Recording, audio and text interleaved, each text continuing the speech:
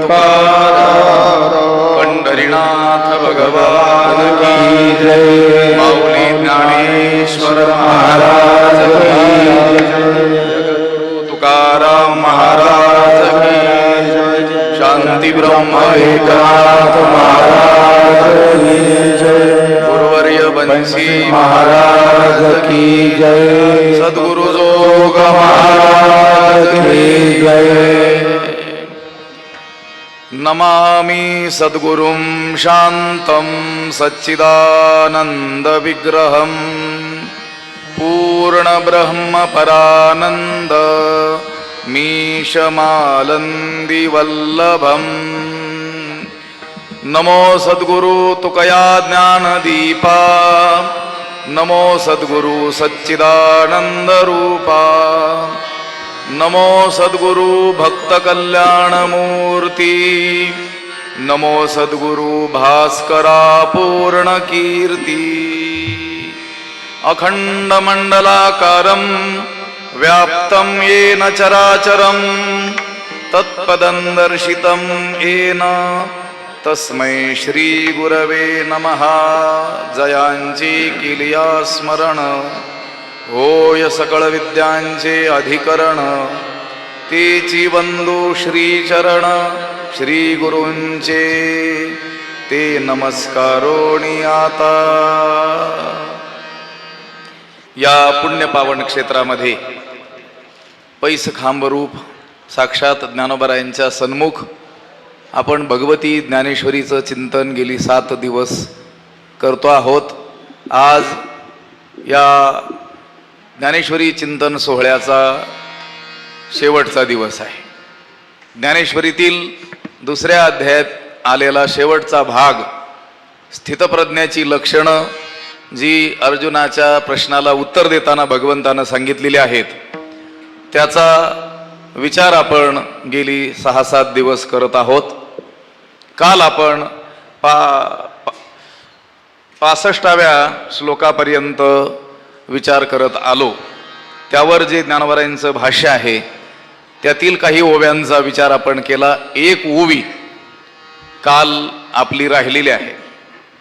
जैसा निर्वातीचा दीपू सर्वथा नेणे कंपू तैसा स्थिर बुद्धी स्वस्वरूपू योगयुक्तू.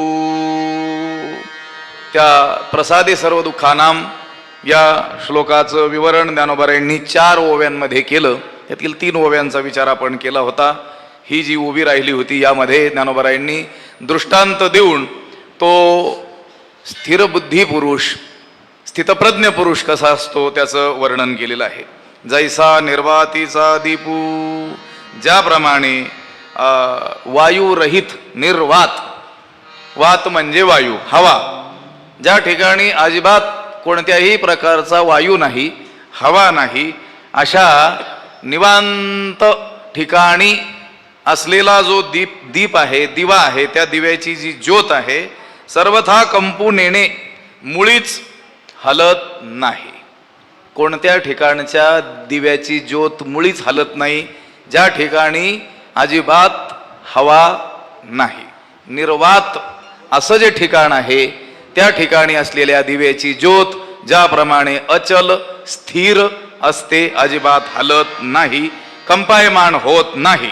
जैसा निर्वातीचा दीपू सर्वथा नेणे कंपू तैसा स्थिर बुद्धी स्वस्वरूपू योगयुक्तू तैसा योगयुक्तू स्थिर बुद्धी स्वस्वरूपू किंवा स्वस्वरूपू स्थिर बुद्धी. त्याप्रमाणे तो योगयुक्त स्थिर बुद्धी पुरुष आत्मस्वरूपाच्या ठिकाणी अचल राहतो स्थिर राहतो. आपल्या स्वरूपातून बाहेर येणं तो जाणतच नाही. ज्याप्रमाणे ज्या ठिकाणी वायुरहित असलेला प्रदेश आहे त्या ठिकाणच्या दिव्याची ज्योत ही स्थिर अचल राहते अजिबात हलत नाही. अगदी त्याप्रमाणे हा योगयुक्त असलेला स्थिर बुद्धी झालेला जो पुरुष आहे तो आपल्या आत्मस्वरूपाच्या ठिकाणी अचल राहतो अजिबात तिथून विचलित होत नाही बाहेर येणं जाणत नाही. तुका म्हणे मग नये वृत्तीवरी वृत्तीवर येणं तो जाणतच नाही. त्याची विषयाकार वृत्ती कधीच होत नाही. जगामध्ये विचरण करत असताना देखील त्याचं चित्त इतकं स्थिर असतं, अगदी त्या वायुरहित प्रदेशामध्ये असलेल्या दिव्याच्या स्थिर असलेल्या ज्योतीप्रमाणे आत्मस्वरूपाशी एक रूप अभिन्न झालेला तो असतो आणि विषयांकडे तो जात नाही, जगाचा विचार करत नाही, त्याची वृत्ती संसाराकार जगताकार कधीच होत नाही. आत्मस्वरूपामध्ये तो निमग्न झालेला असतो. हे पहा, परमात्म्यामध्ये बुद्धी स्थित होणं हाच खरा काय आहे? योग आहे. युजिर योगे, जोडणे. योग शब्द रूढार्थानं सुद्धा याच अर्थात आपण वापरतो, जोडणं, भेटणं. एखादा माणूस खूप दिवसाने भेटला तर आपण म्हणतो बरं झालं तुमच्या भेटीचा योग आला, म्हणजे जो वियोग होता तो दूर झाला, आता काय झाला? योग झाला, जोडल्या गेला. तसं परमात्म स्वरूपामध्ये आपली बुद्धी स्थिर होणं हाच खरा काय आहे? योग आहे. बाकीची सगळी त्या योगाच्या प्राप्तीची साधनं आहेत. काल आपण थोडक्यात बोलून गेलो होतो. जेवढी साधनं म्हणून सांगितलेली आहेत ती आत्मप्राप्तीची नाहीत, कारण आत्मा अप्राप्त आपल्याला कधीच नाही. आपला आत्मा आपल्याला सदैव प्राप्तच आहे, पण तो अप्राप्तवत आहे. वत म्हणजे प्रमाणे, अप्राप्त असल्यासारखा आहे. तो नित्य प्राप्तच आहे, जाणीव त्याची नाही आहे अज्ञानामुळं. मग त्या अज्ञान नाशाकरिता सगळी साधनं आहेत. म्हणजे याचाच अर्थ चित्त स्थिरीकरण्याकरताच सगळ्या साधनांचा काय आहे? उपयोग आहे. सगळ्या साधनांची जी खटाटोप ती केवळ चित्त स्थिर करण्याकरिता. आणि चित्त स्थिर झालं की त्यालाच मग स्थिर बुद्धी पुरुष म्हणतात. त्यालाच काय होतं? आत्मज्ञान होतं. स्थिर चित्तामध्येच काय होत असतं? परमात्म स्वरूपाचं स्पष्ट भान होत असतं. आता आपण बघून आलो, विषय उपभोगकाली सुद्धा काही क्षणाकरिता चित्त स्थिर होतं आणि माणसाला सुखाची काय होते? अनुभूती येते, जाणीव होते, पण ती आपल्या आत्मस्वरूपाचीच जाणीव असते. फक्त चित्त स्थिर झाल्यामुळं तेवढ्या वेळेत आपल्या आत्म्याचं स्पष्ट भान आपल्याला होतं. पण मग ते काय दीर्घकाळ चित्त स्थिर राहत नाही. पुन्हा विषय, मग एखादा म्हणेल मी निरनिराळे विषय संपादन करून माझं चित्त काय करील? स्थिर करील आणि मग सतत आनंदामध्ये राहील. तर तसं होणं शक्य नाही, कारण विषय हे अप्राप्त असलेले विषय प्राप्त झाले, सन्मुख झाले, आपल्या जवळ आले की तेवढ्या काळापुरतं सुख झाल्यासारखं वाटतं. जसं उन्हातून आलं की सावली ही काय देते? सुख देते. मग सतत सावलीत बसून पहा बरं, सुखकारक आहे का? नाही. तसं विषय संपादन करणं हे सुखरूप होण्याचा उपाय नाही आहे. लक्षात आलं का? चित्त स्थिर करणं हा सुखरूप होण्याचा काय आहे? उपाय आहे. मग ते चित्त स्थिर झालं पाहिजे, कायमचं स्थिर झालं पाहिजे, त्या परमात्म स्वरूपात विरूनच गेलं पाहिजे. याकरिता सगळी काय सांगितलेली आहेत?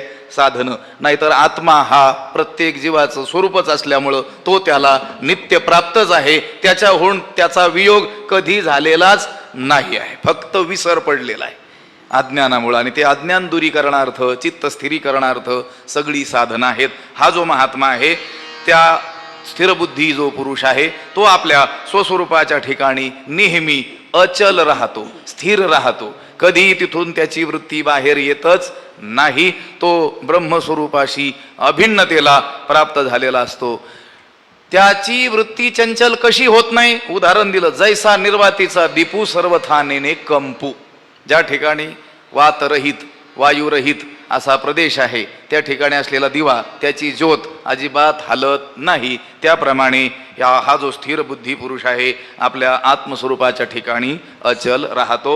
या ठिकाणी 65वा जो श्लोक आहे, प्रसादे सर्व दुःखानाम हानिरस्योपजायते प्रसन्न चेतसो ह्याशु बुद्धी पर्यवतिष्ठते. या श्लोकावरचं ज्ञानोबारायांनी केलेलं भाष्य संपलेलं आहे. पुढचा 66वा श्लोक, नास्ति बुद्धिरयुक्तस्य न चायुक्तस्य भावना न चाभावयतः शांती रशांतस्य कुतः सुखम अयुक्तस्य बुद्धिही न अस्ति. म्हणजे अयुक्त, आयुक्त नाही, अयुक्त. न युक्त इति अयुक्त, नाही तत्पुरुष समास झालेला आहे. आयुक्त म्हणजे अधिकारी, त्याला आहे. आणि अयुक्त म्हणजे युक्त नसलेला, जोडलेला नसलेला, योगयुक्त जो नाही आहे, म्हणजे मन ज्याचं स्थिर नाही आहे, असा जो अयुक्त, अयुक्तस्य बुद्धी ही न अस्ति. अयुक्त पुरुष त्याची स्थिर बुद्धी नसते. अस्थिर बुद्धी असलेल्याची स्थिर बुद्धी कशी असेल? लक्षात आलं का? जो गरीब असेल त्याच्याकडे पैसे कसे असतील? म्हणून तर त्याला गरीब म्हणतात. अयुक्त का म्हटलं? त्याचं मन युक्त नाही आहे, परमात्मा स्वरूपाशी जोडलेलं नाही आहे, स्थिर झालेलं नाही आहे, म्हणून त्याची बुद्धी कशी असते? अस्थिरच असते. अयुक्तस्य बुद्धीही न असती, म्हणजे बुद्धीच नसते असं नाही, बुद्धी असते, स्थिर नसते. बुद्धी तर सगळ्यालाच दिलेली आहे ना देवानं, पण स्थिर नसते. स्थिर नसेल तर उपयोग काय त्याचा? म्हणून अयुक्तस्य बुद्धीही न असती, म्हणजे योगयुक्त नसलेला, मन स्थिर नसलेला जो पुरुष आहे त्याची बुद्धी स्थिर नसते. आणि मग जो अयुक्त आहे त्या अयुक्तस्य भावना न असती, आणि त्या अयुक्ताला म्हणजे ज्याचं मन स्थिर नाही आहे त्याला भावना म्हणजे इच्छा, आपली बुद्धी स्थिर व्हावी अशी इच्छाही नसते. आपोआप तर त्याची बुद्धी स्थिर झालेली नसतेच, पण आपली बुद्धी स्थिर व्हावी अशी भावना, अशी इच्छा, अशी कामना देखील त्याला नसते. अयुक्तस्य भावना न असती. आणि जो भावना रहित आहे, अशीही ज्याला इच्छा नाही की माझी बुद्धी स्थिर व्हावी, असा जो आहे च आणि अभावयतः, म्हणजे ज्याला स्थिरतेची इच्छा नाही, भावना नाही, त्याला शांतीही न असती, त्याला शांती प्राप्त होत नाही, त्याचं चित्त स्थिर होत नाही. आणि मग ज्याला शांती नाही, अशांतस्य कुतः सुखम, अशांतस्य सुख कुतम, सुखम कुतम कुतः, अशांत असलेला जो आहे त्याला सुख कुठून येणार? क्रम सांगितला. जो अयुक्त आहे म्हणजे ज्याचं मन स्थिर नाही त्याची बुद्धी स्थिर नसते. मन स्थिर नसल्याचा परिणाम त्याची बुद्धी स्थिर नसते. बरं, बुद्धी स्थिर नसल्यामुळं त्याला बुद्धी स्थिरतेची इच्छाही नसते.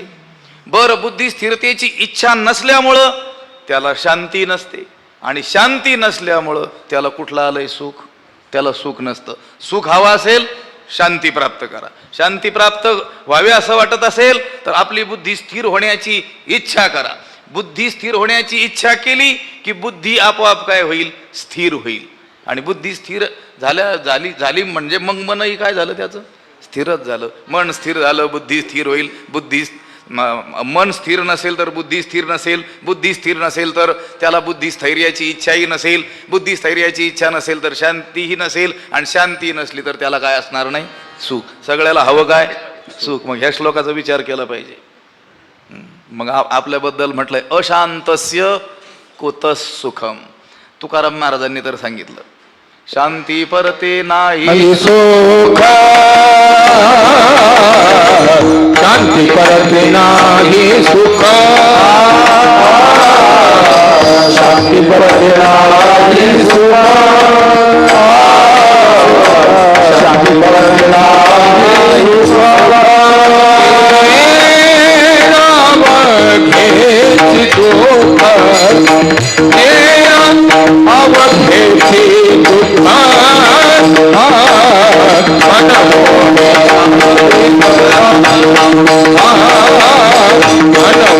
शांती धरा.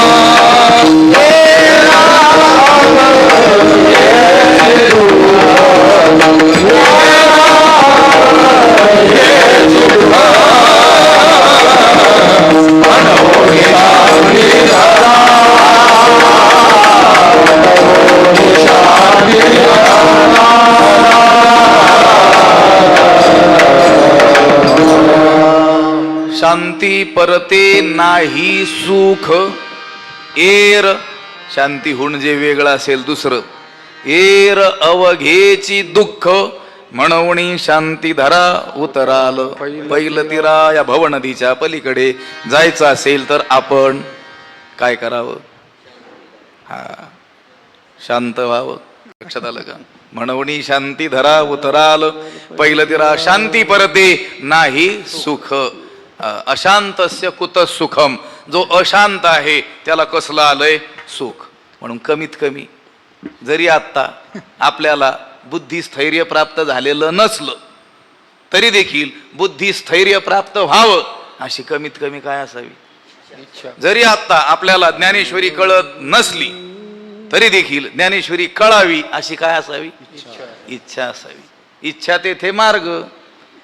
पंढरपूरला नसलो गेलो हरकत नाही, पण कमीत कमी पंढरपूरला जावं अशी काय असावी इच्छा. नामदेवराय तर म्हटले, जाऊ म्हणता पंढरी आणि यम थोर चिंता करी. बघा किती फळ सांगितलं.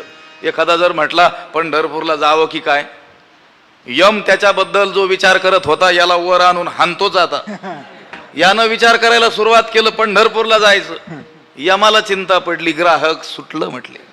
लक्षात आलं का? एवढं फळ आहे. कारण संतांना ठाऊक आहे, नुसतं म्हटला पंढरीला जावं, नुसती इच्छा केली पंढरीला जावं, अशी त्याला जी बुद्धी झाली, सद्बुद्धी हे थे कुटी म्हणू नये. जैसी दीपकळी का धाकुटी परी बहु तेजाते प्रगटी, तैसी सद्बुद्धी हे थे कुटी म्हणू नये. ज्ञानेश्वरी वाचण्याची केवळ इच्छा निर्माण झाली, ज्ञानेश्वरी लिहून काढण्याची केवळ इच्छा निर्माण झाली, ज्ञानेश्वरी श्रवण करण्याची, जाणून घेण्याची, अर्थ चिंतन करण्याची केवळ इच्छा जरी निर्माण झाली तरी ही गोष्ट सामान्य आहे असं समजू नये. कारण ती ज्यावेळेस फलद्रूप होईल, बीजरूपानं असलेली ती इच्छा, त्यावेळेस भगवंतच सर्व व्यवस्था आपली करून ठेवील. लक्षात आलं का? त्या साध्यापर्यंत आपल्याला घेऊन जाईल. म्हणून जरी आपलं आत्ता चित्त स्थिर नसेल तरी देखील चित्तस्थैर्याची काय ठेवावी? इच्छा ठेवावी. पण जो इच्छा ठेवत नाही, आपले बुद्धी स्थैर्य व्हावं अशी इच्छा ठेवत नाही, आपण पंढरपूरला जावं, ज्ञानेश्वरी वाचावी अशी इच्छा ठेवत नाही, मग असा जो कोणी आहे अभावयता म्हणजे अभावनावान, त्याला शांती मिळत नाही. आणि शांती नसेल तर अशांतस्य कुतः सुखम, हा जो श्लोक आहे आणि याच्या पुढचा असलेला जो श्लोक आहे, या दोन श्लोकामध्ये चित्त स्थिर नसेल, चित्त स्वास्थ्य नसेल तर काय परिणाम होतो त्याचं वर्णन केलेलं आहे. दुष्परिणाम, चित्त स्थिर नसल्याचा दुष्परिणाम, त्याचं वर्णन ह्या आणि पुढच्या दोन श्लोकात केलं. त्यावर ज्ञानोबरायांनी केलेलं जे भाष्य आहे त्याचा विचार आपण करू. जे ये युक्तीची कडसणी नाही जयाच्या अंतःकरणी, तो आकळीला जाणगुणी विषयादिकी. ये युक्तीची कडसणी, ह्या युक्तीचा म्हणजे योगयुक्त होऊन राहण्याचा, कडसणी म्हणजे विचार, निवड जर आपल्या अंतकरणात नसेल. कडसणी शब्दाचा तसा अर्थ यांनी एखाद्या गाडीवर आपण भारा ठेवला, सामान ठेवलं, गाडीमध्ये लोड केलं, तर ते प्रवासामध्ये पडू नये म्हणून दोरीनं काय करत असतो, आवळून त्याला ठेवत असतो, बांधून ठेवत असतो. त्या दोरीचं नाव काय आहे? कडसणी आहे. या ठिकाणी निवड, विचार असा अर्थ घ्यायचा. ज्याच्या अंतःकरणामध्ये आपण योगयुक्त होऊन राहावं, परमात्म स्वरूपाशी अभिन्नतेला प्राप्त व्हावं असा विचार सुद्धा नाही.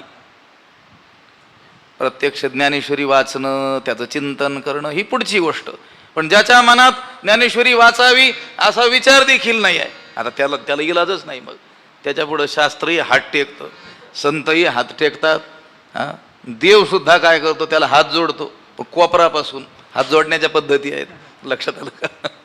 असं तळ हात एकमेकावर हात जोडले तर ठीक, पण कोपरापासून जोडला की त्याचा अर्थ काय? तुमच्याशी आमचं कधीच जमू शकत नाही. लक्षात आलं का? शास्त्र सुद्धा त्याच्या पुढे काय करतात? हात टेकतात. कोणापुढं? ये युक्तीची कडसणी नाही जयाच्या अंतकरणी, तो आकळीला जाण गुणी विषयादिकी. तो विषयादिकी गुणी आकळीला जाण असा जो कोणी आहे तो विषयरूपी पाशांनी, गुण म्हणजे दोरी, विषयरूपी पाशांनी जखडला जातो. जाण हे अर्जुना लक्षात ठेव. अर्जुना, तो विषय पाशांनी जखडला जातो हे लक्षात ठेव. कोण? ज्याच्या अंतकरणात ये युक्तीची कडसणी नाही, ज्याच्या अंतकरणामध्ये आपण योगयुक्त होऊन राहावं, इंद्रिय निग्रह करावा, बुद्धिवृत्ती अंतर्मुख करावी आणि आत्मस्थितीत निमग्न असावं असा विचार सुद्धा नाही. ज्ञानोबरायांना काय सांगायचं? कमीत कमी असा विचार तरी करा. देव आपल्याला भेटेल किंवा आपल्याला आत्मस्वरूपाची जाणीव होईल, ग्रंथ, शास्त्रग्रंथ, त्याचं रहस्य आपल्याला कळेल. कमीत कमी असा विचार तरी बाळगा. लक्षात आलं का? विचारच करायचा असेल तर मोठा करावा ना माणसाने.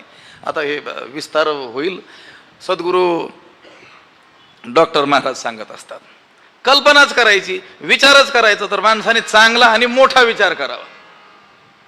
2-4 मित्र रस्ता भटकले जंगलामध्ये, खायला काहीच नव्हतं, पण त्यांनी ऐकलं होतं माणसाच्या अंतःकरणामध्ये, मनामध्ये देवानं खूप प्रचंड शक्ती दिलेली आहे. लक्षात आलं का? माणूस जसा विचार करतो तसा होत असतो. आपण काय करू? जरी आत्ता आपल्याकडे खायला काही वस्तू नसल्या तरी आपण डोळे झाकून ध्यान लावून आपल्याला वस्तू प्राप्त झालेल्या आहेत आणि आपण खात आहोत असं ध्यान करू, विचार करू. म्हणजे पोट भरल्याचा भास तरी आपल्याला होईल. लक्षात आलं का? आणि बसले विचार करत, ध्यान करत, उठले ध्यानातून. मग एकाला विचारलं, तू काय विचार केला? त्याने सांगितलं, आता जंगलात अडकलो, इथं खायला काहीच नाही, प्राण जाण्याची वेळ आली, मग कमीत कमी मुरमुरे तरी भेटावेत अशी मी इच्छा केली. जणू काही मला मुरमुरे प्राप्त झाले आणि ते मी खात आहे असं मी ध्यान केलं. ते म्हटलं, तू काय केलं? ते म्हटले, मी लाडू आणि गुलाबजामुनचं ध्यान केलं. आणि मग त्यानं सांगितलं, तो जरा शहाणा होता, तो म्हटला, अरे मूर्खा, विचारच करायचा तर मुरमुऱ्याच्या का करत होता? विचारच करायचा होता ना, तर मग जरा चांगला विचार करायचा. लक्षात आलं का? प्रत्यक्ष कृती ही पुढची गोष्ट जरी असली तरी कमीत कमी माणसानं विचार करताना तरी त्याचं ध्येय काय ठेवावं? मोठं. कलेक्टर मी होईलच असं ध्येय ठेवलं तर कुठंतरी तहसीलदार तो होईल. लक्षात आलं? तो जर म्हटला मी काय नाही, मला काय नाही व्हायचं, शिपाईच व्हायचं, शिपाई सुद्धा होणार नाही. ध्येय किती ठेवावं मोठं. मी 1000 पारायण करेन म्हणजे करेनच, त्यावेळेस 100-200 कोणाकडून तरी घडतील. लक्षात आलं का? घडतात. हजाराचं ध्येय ठेवलं का मग 200-250 घडतात. लक्षात आलं का? मोठं काय ठेवावं माणसानं. पण हा विचारच ज्याच्या अंतःकरणात नाही की आपण योगयुक्त होऊन राहावं, असा विचार जर त्याच्या अंतःकरणात नसेल, विचार सुद्धा त्याच्या अंतःकरणात नसेल, तर तो विषयरूपी पाशांनी जखडला जातो. विषय त्याला कवळून टाकतात. तो आकळीला जाण गुणी विषयादिकी. गुणी म्हणजे पाशांनी, दोऱ्यांनी. शब्दादी विषयातच हे काम क्रोधाधिक विकार राहत असतात. काम क्रोधादी विकार कुठं राहतात? या शब्दादी, शब्दस्पर्श रूप रसगंध या विषयामध्ये. आणि त्या विकारांनी विषयासक्त झालेले पुरुष ते काय होतात? आकळले जात असतात. पण जो त्यातून सुटण्याचा प्रयत्न करतो तो विषयाची मोठ झाडी, माझी काम क्रोधाची साकडी, चुकावून आला पाडी सद्वासनेच्या. सद्वासना म्हणजे चांगली वासना, चांगली इच्छा. मला परमात्मा स्वरूपाशी एक रूप व्हायचंय अशी सदिच्छा, सद्भावना. ज्ञानाच्या सप्तभूमिकेत सदिच्छा ही पहिलीच काय आहे? भावना. कमीत कमी इच्छा तरी आपली असली पाहिजे, देव मला भेटेल तेव्हा भेटेल. इच्छा ठेवली तर मार्ग देव आपल्याला काय करील? प्राप्त करून देईल. असो, पण हे सुद्धा ज्याच्या अंतःकरणात नाही, ये युक्तीची कडसनी नाही जयाच्या अंतःकरणी, तो आकळीला जाण गुणी विषयादिकी. तया स्थिर बुद्धी पार्था कही नाही सर्वथा, आणि स्थैर्याची आस्था तीही नुपजी. पार्था, हे अर्जुना, तया बुद्धी सर्वथा कही स्थिर नाही. अर्जुना, त्याची बुद्धी मुळीच स्थिर होत नाही. कोणाची? ज्याला आपली बुद्धी स्थिर व्हावी अशी इच्छा नाही, त्याची बुद्धी मुळीच कधीही स्थिर होऊच शकत नाही. तया स्थिर बुद्धी पार्था कही नाही सर्वथा, पार्था तया बुद्धी सर्वथा कही स्थिर नाही. आणि स्थैर्याची आस्था तेही नुपजे. आणि बुद्धी स्थिरतेची उत्कट इच्छा ती सुद्धा त्याला उत्पन्न होत नाही. त्याची बुद्धी स्थिर तर होतच नाही, पण आपली बुद्धी स्थिर झालीच पाहिजे अशी उत्कट भावना सुद्धा त्याच्या अंतःकरणात उत्पन्न होत नाही. कोणाच्या? ज्याच्या अंतःकरणात बुद्धी स्थैर्याची इच्छा आहे. थोडी का होईना अगोदर काय पाहिजे? इच्छा. तीच वाढत जाऊन ती काय होईल? उत्कट प्रबळ इच्छा होईल, आणि मग त्याला काय होईल? मार्ग मिळेल. पण ज्याच्या अंतःकरणात ही भावनाच नाही, त्याची बुद्धी स्थिर होऊ शकत नाही, आणि स्थैर्याची इच्छा सुद्धा त्याच्या अंतःकरणात निर्माण होऊ शकत नाही. आणि मग जर आपण निश्चळ असावं, अचल असावं, स्थिर असावं, परमात्म स्वरूपाशी एकरूप व्हावं, आपली बुद्धी त्या परमात्म रूपामध्ये स्थिर असावी अशी भावनाच जर नसेल तर, निश्चळत्वाची भावना जरी नव्हेची देखे मना, तरी शांती केवी अर्जुना आपू होय. मग अर्जुना देखे, हे अर्जुना पहा, विचार कर, जरी निश्चळत्वाची भावना मना नव्हेची, आणि मग आपण निश्चळ असावं अशी भावना, अशी कल्पना, असा विचार, अशी इच्छा ज्याच्या मनात नसेल. निश्चळत्वाची भावना जरी नव्हेची देखे मना, तरी शांती केवी अर्जुना घडू आपू होय. मग हे अर्जुना मला सांग बरं, त्याला शांती कशी काय प्राप्त होईल? म्हणजे आपल्या भाषेत त्याच्या काय नानाला प्राप्त होईल का? लक्षात आलं का? नाही होणार. ज्याला निश्चळत्वाची भावनाच नसेल, ज्याला ज्ञानेश्वरी वाचण्याची भावनाच नसेल, त्याच्याकडून ज्ञानेश्वरीची 108 पारायण कसे काय होती? अगोदर इच्छा असावी लागेल थोडी बहुत. कोणातरी महात्म्याकडून ज्ञानेश्वरीचं महत्त्व त्यानं श्रवण केलं, कोणीतरी सज्जनानं ज्ञानेश्वरीचे हजारो पारायण त्याचं अनुष्ठान केल्याचं त्याच्या ऐकण्यात आलं, आणि मग त्याला हळूच आपल्याकडूनही असं व्हावं अशी इच्छा निर्माण झाली, तर ती इच्छा वाढत वाढत जाऊन प्रबळ वासनेत तिचं काय होईल? रूपांतरण. एक दिवस तो काय लागेल? त्या अनुष्ठानाला कधीतरी लागेल. पण ज्याला इच्छाच नाही, त्याच्याकडून त्या अनुष्ठानाची प्रबळ वासना निर्माण होईल का? होऊ शकत नाही. मग निश्चळत्वाची भावना, आपलं अंतःकरण, आपली बुद्धी परमात्म स्वरूपात स्थिर असावी अशी भावना सुद्धा ज्याच्या मनात येत नाही, तरी शांती केवी अर्जुना घडू शके. मग शांती कशी काय त्याला प्राप्त होईल? कारण शांती कधी प्राप्त होईल? ज्यावेळेस त्याची बुद्धी काय होईल? स्थिर होईल. आणि हे स्थिर बुद्धीची जर त्याला इच्छाच नसेल तर बुद्धी स्थिर होणार नाही, आणि बुद्धी स्थिर नसेल तर त्याला शांती कधीही प्राप्त होऊ शकणार नाही. निश्चळत्वाची भावना जरी नव्हेची देखे मना, तरी शांती केवी अर्जुना आपू होय. त्याला शांती कशी काय प्राप्त होणार हे पहा. इथं तर ब्राह्मी शांतीचं वर्णन चाललेलं आहे. आध्यात्मिक शांती जिला म्हटलेलं आहे त्या शांतीचं वर्णन चाललेलं आहे. पण आपण व्यवहारापुरता विचार केला तर ज्याचं मन निश्चळ नसतं, स्थिर नसतं, अस्थिर चंचल असतं, त्याला व्यवहारात सुद्धा समाधान प्राप्त होत नाही. त्याला विषय उपभोगापासून तो विषयानंद सुद्धा प्राप्त होत नाही. विषयानंद प्राप्त करण्याकरता सुद्धा त्याचं मन काय असावं लागतंय? एकाग्र असावं. सुग्रास अन्न वाढलेलं आहे, पण त्याच्या मनामध्ये उद्या परवाच्या गोष्टीची काय आहे? प्रचंड चिंता आहे. त्याला त्या अन्न सेवनाचा सामान्य जो आनंद आहे विषयाचा, रस विषयाचा, तो सुद्धा घेता येत नाही. लक्षात आलं का? लोक चवी चवी घेऊ घास असं हळूहळू हळू खातात आणि तो बका बका खातो. लक्षात आलं का? जनावर पुढं चारा ठेवल्यानंतर ते जसे खात राहावेत का? तो विषयानंद सुद्धा प्राप्त करण्याकरिता जर मन स्थिर असावं लागत असेल, म्हणजे व्यवहारातील सामान्य तुच्छ अलिक असलेला आनंद सुद्धा स्थिर मनाशिवाय प्राप्त होत नसेल, तर मग ब्राह्मी शांती काय? जोडून घ्या, आपल्याला कशी काय प्राप्त होईल? होऊच शकणार नाही. तरी शांती केवी अर्जुना आपू होय. शांती त्याला प्राप्त होऊ शकणार नाही. कठ श्रुती आहे, तमात्मस्थम एनु पश्यन्ति धीराः तेषां शांती शाश्वतम नेतरेशाम. त्यालाच शाश्वत सुख, शाश्वत शांती न इतरेशाम, इतरांना प्राप्त होऊ शकणार नाही. कुणाला? तम आत्मस्थम, आत्मस्थ आत्म्यामध्ये जो स्थित आहे त्यालाच शाश्वत कायमची शांती प्राप्त होते. न इतरेशाम, इतरांना होऊच शकत नाही. मी तर सांगितलं प्रपंचातील शांती सुद्धा माणसाला नसते. सतत काय असतो? माणूस अशांतच राहतो. का? स्थिर बुद्धी नसल्यामुळं, चंचलता असल्यामुळं. मग जर मन स्थिर नसेल तर व्यवहारातील कामं नीट होत नसतील, व्यवहारातील सामान्य विषयांचा आनंद उपभोगता येत नसेल, तर ब्राह्मी शांती कशी काय प्राप्त होईल? ज्ञानोबा राय भगवंताच्या मुखात शब्द घालून अर्जुनाला प्रश्न विचार, शांती केवी अर्जुना आपू होय. हे अर्जुना, त्याला शांती कशी काय प्राप्त होईल? ज्याच्या अंतकरणात निश्चळत्वाची भावनाच नाही. मग कमीत कमी काय असावी? भावना तरी असावी. आपलं मन काय व्हावं? स्थिर व्हावं. निश्चळत्वाची भावना जरी नव्हेची देखे मना, तरी शांती केवी अर्जुना आपू होय.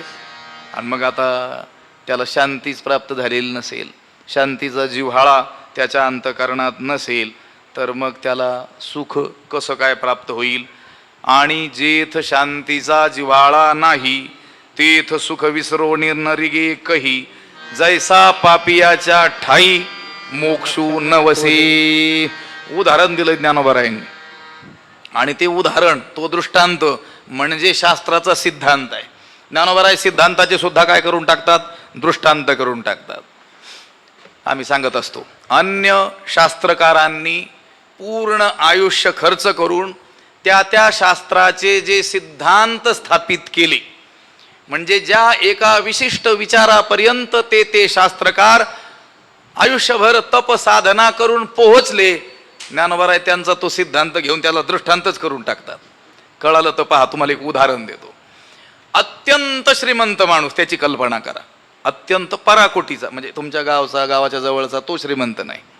आम्ही उदाहरण सांगत असतो, जुन्या लोकांनी सांगितलेलं. किती श्रीमंत, वैकुंठ सद्गुरू वक्ते बाबा म्हणायचे, ज्याच्या घर झाडल्यानंतर 4-2 लाख रुपये सापडतात रोज, एवढा श्रीमंत. आता असेल का आपल्याकडे, नाही, मग मोठा श्रीमंत कोणीतरी. मला सांगा बरं, त्याच्याही घरात, आणि आपण सामान्य माणसं आहोत, आपल्याही घरात फरशी पुसण्याचं कापड असतं की नाही? असतं. ठीक आहे, आपलं 100 रुपयाचं असेल, त्याचं 1000 रुपयाचं असेल. पण मला सांगा, एखाद दिवशी त्याला ते फरशी पुसण्याचं कापडच मिळालं नाही, पण ती फरशी पुसणं आवश्यक आहे, तो त्यावेळेस काय करील? अंगावरची शाल काढून सुद्धा काय करील? पुसून टाकील. बरं, त्याच्या अंगावरची शाल ती काय आपल्या शालीसारखी असेल का? सत्काराच्या शालीसारखी तर मुळीच नसेल. मला सांगा बरं, तुमच्या कल्पनेप्रमाणे शाल किती रुपयाची असेल सगळ्यात महाग? येईल का सांगता कोणाला? सांगा, तुम्हाला जर कल्पना असेल, तुमची कल्पना शक्ती कुठपर्यंत पोहोचते? शाल किती रुपयाला असेल? मी 2008-9 साली ओंकारेश्वर क्षेत्री शिकायला होतो, आणि तिथं कैलास पीठाचे पीठाधीश्वर, त्यांच्या सेवेत असलेले एक महात्मा, त्यांच्याजवळ राहण्याचा मला प्रसंग आला. त्यांनी त्यांची 10 वर्ष सेवा केली होती, रात्रंदिवस, रात्री सुद्धा जागच, कोणत्या वेळी औषध लागेल, कोणत्या वेळी काय द्यायचं. तर त्यांनी त्याला प्रसन्न होऊन देवपूजेची सोन्याची भांडी देऊन टाकली होती. मला सांगायचं, त्यांच्याकडे एक शाल होती, त्या महाराजांनी दिलेली. तर त्या शालीला एक छिद्र पडलं होतं. ते म्हटले, आता हे छिद्र मला दुरुस्त करून आणायचे, 10-12 वर्ष होऊन गेले, स्वामींनी दिली होती म्हटले, कैलासपीठाचे आचार्य दशमपीठाधीश्वर विद्यानंद गिरीजींनी. म्हटलं मग इथं कुठं तरी हे करा. नाही नाही नाही, इथं होणार नाही मला म्हणे, तिकडं हरिद्वार की मग तिथून ती दुरुस्त करून आणावी लागेल. म्हटलं किती खर्च येईल? 2008-9 साली त्यांनी सांगितलं होतं, हे छिद्र दुरुस्ती करायला 40,000 रुपये लागणार आहेत. हे कशासाठी सांगितलं? शाल केवढ्याची असेल? 2008-9 सालचं सांगतोय. छिद्र नीट करायला ते किती रुपये लागणार होते? 40,000. शाल एवढी शाल, म्हणजे तो श्रीमंत माणूस एवढी उंची शाल असली ती तरी सुद्धा काय करू शकतो? फरशी पुसायला वापरू शकतो, सामान्य कामासाठी वापरू शकतो. का? सरळ उत्तर आहे, तो श्रीमंतच तेवढा आहे. अहो, ज्ञानोबाराय श्रीमंतच एवढे आहेत की बाकीचे सगळे शास्त्रकार आयुष्यभर अभ्यास करून ज्या एका विशिष्ट निष्कर्षापर्यंत पोहोचले, ज्ञानोबारायांनी त्याचा दृष्टांत करून टाकला. जैसा पापियाच्या ठाई मोक्षुण वसे, हा शास्त्राचा मुख्य सिद्धांत आहे की जो पापी असतो त्याला मोक्ष प्राप्त होत नाही. मोक्ष प्राप्ती करता अनंत अनंत जन्म काय केली पाहिजे? साधना आणि शुद्ध पुण्याई. जयामध्ये नारायण शुद्ध पुण्य ते एक, अशी पुण्याई आणि अनंत जन्माची. मुक्तिर्नो शतकोटी जन्म सुकृतैहि पुण्यैर्विना लभ्यते. भगवान भाष्यकार आचार्यांनी सांगितलं, मुक्ती म्हणजे मोक्ष शेकडो कोट्यावधी जन्मामध्ये केलेल्या शुद्ध पुण्या वाचून मिळत नाही. पाप्याला मिळेल का? नाही. जैसा पापी याच्या ठाई मोक्षुण वसे, हा सिद्धांत आहे. ज्ञानोबाराय म्हटले, जैसा आला की उदाहरण असते आणि तैसा म्हणजे सिद्धांत असतोय. त्यांनी तैसा नाही म्हटलं, जैसा. ज्याप्रमाणे पापी माणसाला मोक्ष प्राप्त होऊच शकत नाही, त्याप्रमाणे जेथ शांतीचा जिव्हाळा नाही, ज्या ठिकाणी शांतीचा ओलावा नाही, शांती प्राप्त व्हावी असा काही प्रयत्न सुद्धा ज्याच्या जीवनात दिसून येत नाही, तेथ सुख विसरोणी कही न रिघे. तेथ, त्याच्या ठिकाणी सुख हे चुकून सुद्धा कधी जात नाही. सुख त्याची चुकूनही भेट घेत नाही. कुणाची? त्या माणसाची ज्याच्या ठिकाणी शांतीचा ओलावा नाही, शांतीचा जिव्हाळा नाही. कसं? ज्याप्रमाणे मोक्ष पापी माणसाच्या चुकूनही भेटीला जात, मोक्ष येईल का भेटीला? अहो, ज्यांनी अनंत जन्म पुण्य केलं तरी देखील मोक्ष दुराराध्यो कीर होय. मोक्ष मिळवणं ही अत्यंत दुर्लभाती दुर्लभ गोष्ट सांगितली. म्हणजे पुण्यवानालाही दुर्लभ असलेला मोक्ष पाप्याची आपण होऊन भेट घेईल का? कधीच घेणार नाही. अगदी त्याचप्रमाणे ज्याच्या अंतःकरणामध्ये शांतीचा ओलावा नाही तिथे सुख हे विसरोणी चुकून सुद्धा जात नाही. मग आपल्याला सगळ्याला सुखाची इच्छा आहे. मग सुखी होण्याकरता काय करावं लागेल? शांती मिळवावी लागेल. शांती मिळवण्या काय करावं लागेल? बुद्धिस्थैर्य करावं लागेल. बुद्धिस्थैर्य करण्याकरता काय करावं लागेल?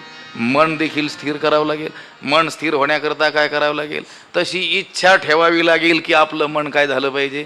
स्थिर झालं पाहिजे. मग हळूहळू पुढं प्रयत्न करून मनस्थैर्याचे सुख देते शांती तुका म्हणे धरिता चित्ती, तुका म्हणे धरिता चित्ती, तुका म्हणे धरिता चित्ती. सुख देते शांती तुका म्हणे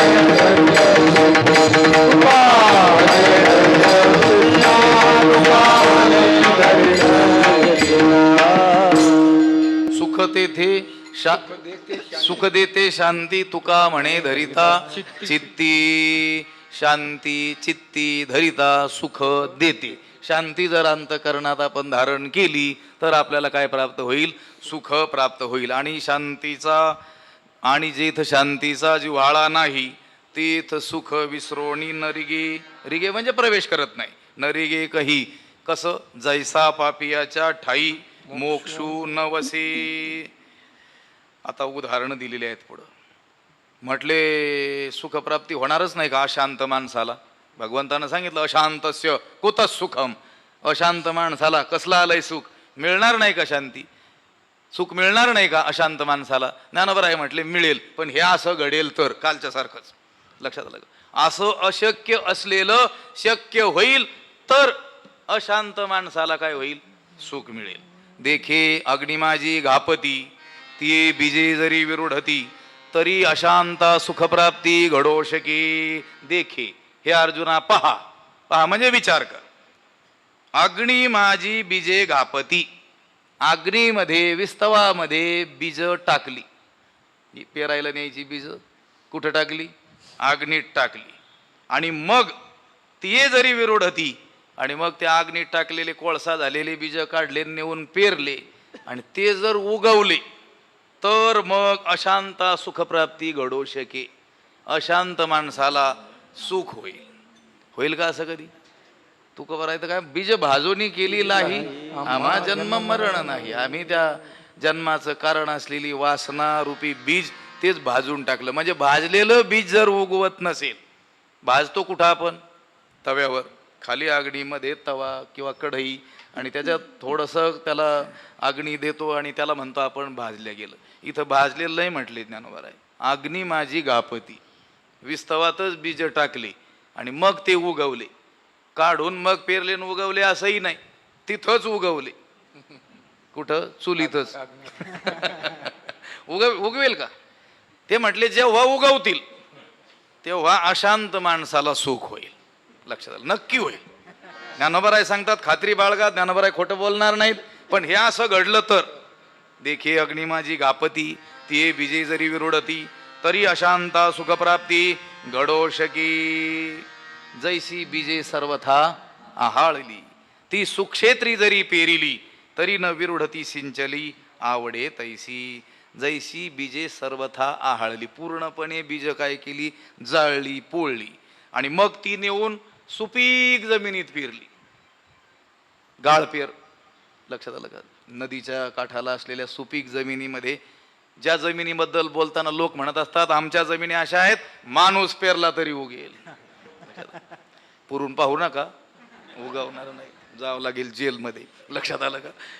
म्हणजे खात्रीपूर्वक या जमिनी काय देतात? अनंतपटीनं फळ देतात. अशी सुक्षेत्री चांगलं असलेली जमीन सुपीक, तिथं जरी पेरली ती भाजलेली बीज आणि पुन्हा त्याला सिंचनही केलं वेळेवर केलं.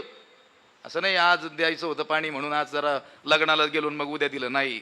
तरी न विरुढती सिंचली आवडे तैसी, त्याला योग्य वेळी पाणी जरी दिलं तरी न विरुढती, ती उगवत नाहीत. किंवा मग अग्निकुंडे विजे घातली, ते अंकुर दशे जेवी मुकली, अंकुर त्याला फुटूच शकत नाही.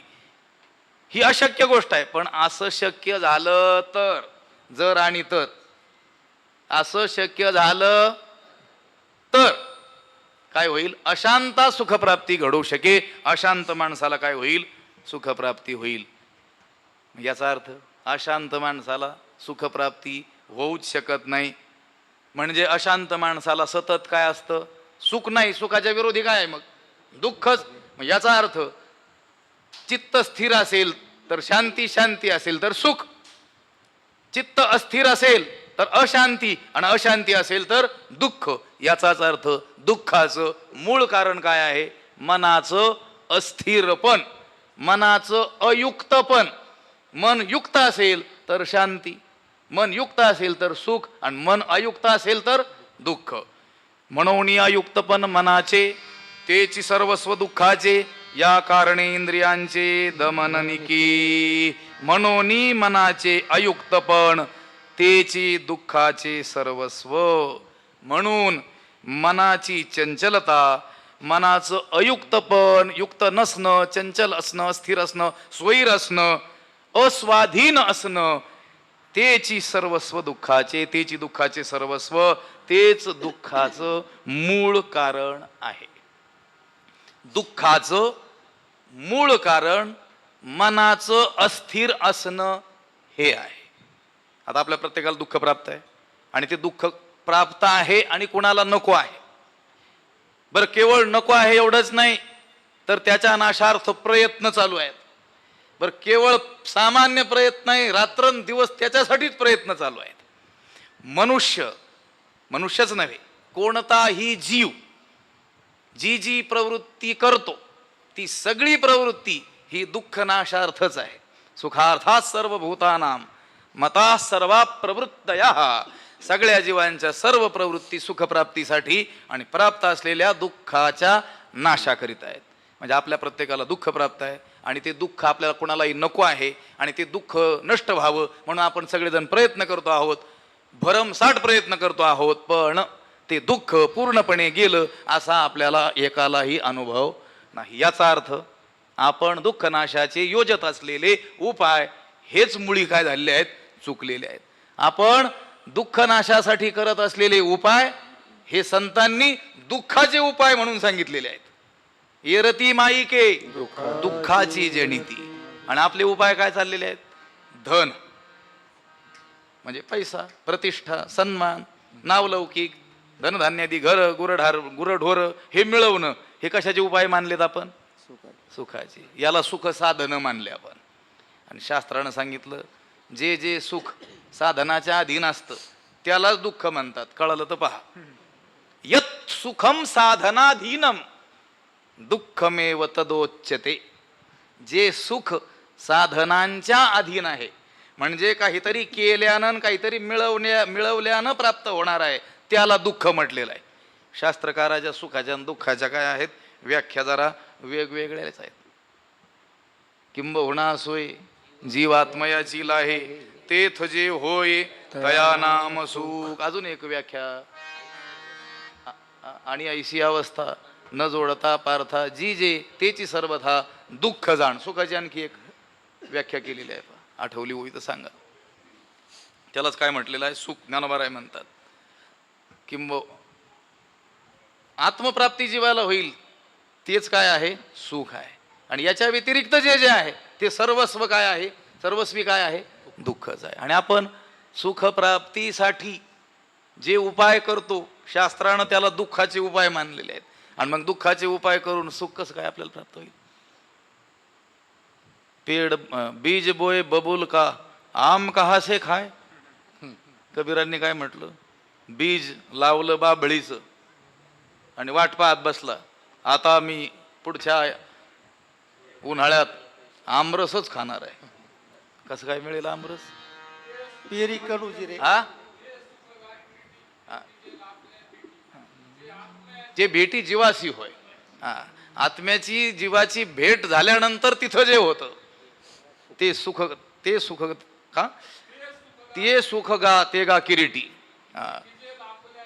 जे किजेल आपल्या दिठी, जे आत्मयाचे भेटी जीवाशी होय, ती सुखाची व्याख्या आणि आपण पाहिलेली किंबहुना सोय जीव आत्मयाचीला आहे तेथ जे होय तया नाम सुख. आणि तद्व्यतिरिक्त आणि ऐशी अवस्था म्हणजे आत्मप्राप्ती, तद्व्यतिरिक्त जे जे तेची सर्वथा दुःख जाण, जे जगणं त्यालाच काय म्हटलेलं आहे, दुःख म्हटलेलं आहे. म्हणून अयुक्तपण मनाचे तेची सर्वस्व दुःखाचे. ज्ञानोबरायांनी या उभीमध्ये दुःखाचं मूळ कारण काय आहे ते सांगितलेलं आहे. मग जर आपल्याला रोगाचं मूळ कारण समजेल तर माणूस ते कारण नाश करण्याकरता काय करील, प्रयत्न करेल. आपल्याला जे रोग प्राप्त होतात ते रोग वरवर जावेत की मूळ कारणासह जावेत असं आपल्याला वाटतं. मूळ कारण असं वाटतं का, आज ताप आला, आज गेला तर बरं, 2 दिवसांनी आला तर काय हरकत नाही. नाही, तो जावा आणि पुन्हा कधीच येऊ नाही असंच वाटतं ना. दुःख पूर्णपणे काय व्हावं, नष्ट व्हावं आणि पुन्हा त्या दुःखाचं दर्शनही आम्हाला घडू नाही असंच सगळ्यांना वाटतं. तर त्या दुःखाचं मूळ कारण आहे मनाचं अयुक्तपण, मन युक्त नसणं, मन स्थिर नसणं, मन चंचल असणं, अस्थिर असणं. हे दुःखाचं काय आहे, मूळ कारण आहे. म्हणून या कारणे इंद्रियांचे दमन निके, या कारणे याकरिता इंद्रियांचा निग्रह करणं निके म्हणजे चांगलं आहे. म्हणून माणसानं काय करावा, इंद्रियांचा निग्रह करावा. तदनंतर क्रमाक्रमाने त्याला मनस्थैर्य चित्तस्थैर्य काय होईल, प्राप्त होईल आणि मग तो काय होईल, सुखी होईल.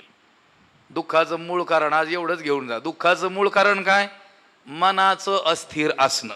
याच्या उलट करायचं, सुख मिळवायचं असेल तर काय करावं, मन स्थिर करावं.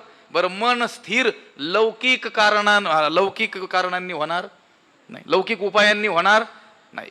काल मी बोलता बोलता बोलून गेलो होतो, जी वस्तू चंचल असते तिला जर आपण आलंबन केलं तर आपलं मन देखील काय होतं, चंचल.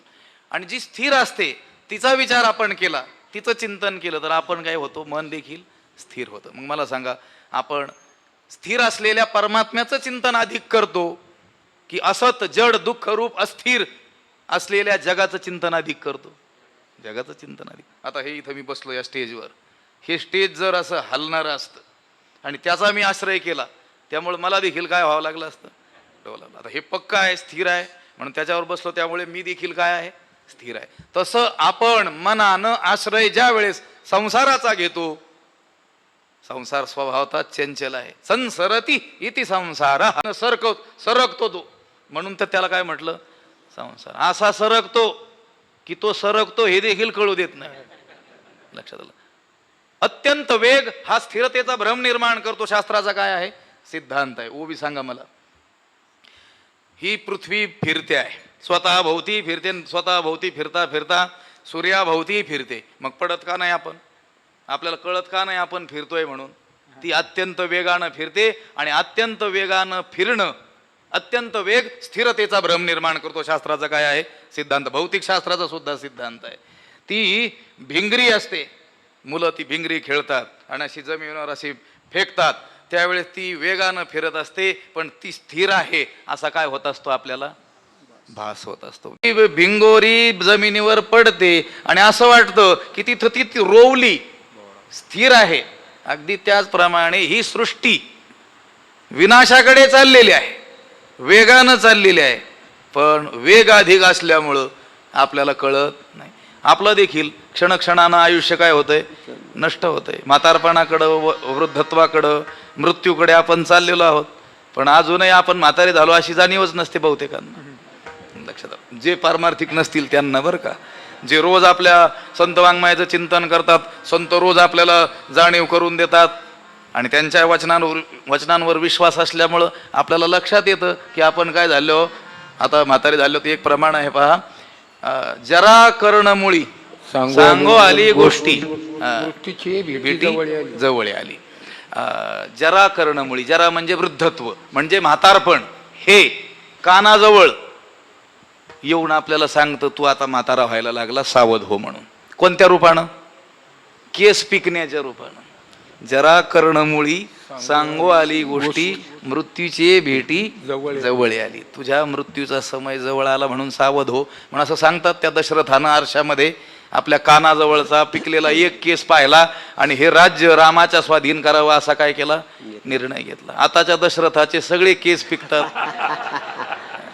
काही दशरथाचे पिकून गळून जातात, त्या रामाचेही सगळे पिकतात, पण दशरथ काही राज्य सोडायला तयार होत नाही.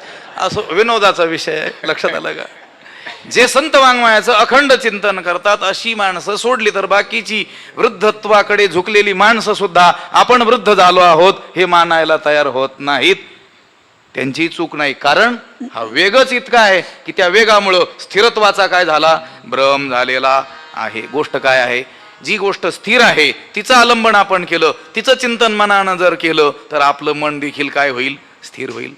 आपण काल पाहिलं की नाही, तुझं विन काही स्थिर राहे ऐसे नाही. हे देवा तुकोबराय म्हणतात, देवा तुझ्याशिवाय या जगात कोणतीच गोष्ट काय नाही, स्थिर नाही. मग देवच एक स्थिर आहे. मग देवाचं जर चिंतन केलं तर आपलं मन देखील काय होईल, स्थिर. म्हणून आपण देवाचं काय करावं, चिंतन करावं. मला हे सांगायचं होतं. म्हणून आयुक्तपण मनाचे तेची सर्वस्व दुःखाचे, या कारणे इंद्रियांचे दमननिके. म्हणून इंद्रियांचा निग्रह करणं ही गोष्ट काय आहे, अत्यंत चांगली आहे. इंद्रियाणाम हि चरताम यन्मनोनु विधीयते तदस्य हरति प्रज्ञाम वायुर्नावमिवांबसी. ही चरताम इंद्रियाणाम अनुयत मनहा विधीयते. ही म्हणजे कारण इंद्रियाणाम त्या विषयांमध्ये स्वैरपणे संचारणारे जे इंद्रिय आहेत त्या इंद्रियांच्या अनु म्हणजे पश्चात, माग. अनु शब्दाचा अर्थ काय आहे, माग माग. अनुभव, भाऊ म्हणजे होणे, अनु म्हणजे पश्चात, पश्चात होणे त्याला म्हणतात अनुभव. एखादी गोष्ट केली की मग त्या गोष्टीचा काय येतो आपल्याला, अनुभव. कधी ती गोष्ट केल्यानंतर. भाऊ म्हणजे होणे, अनुनाम पश्चात. ते म्हणतात इंद्रियाणाम ही चरताम यन्मनोनु विधीयते.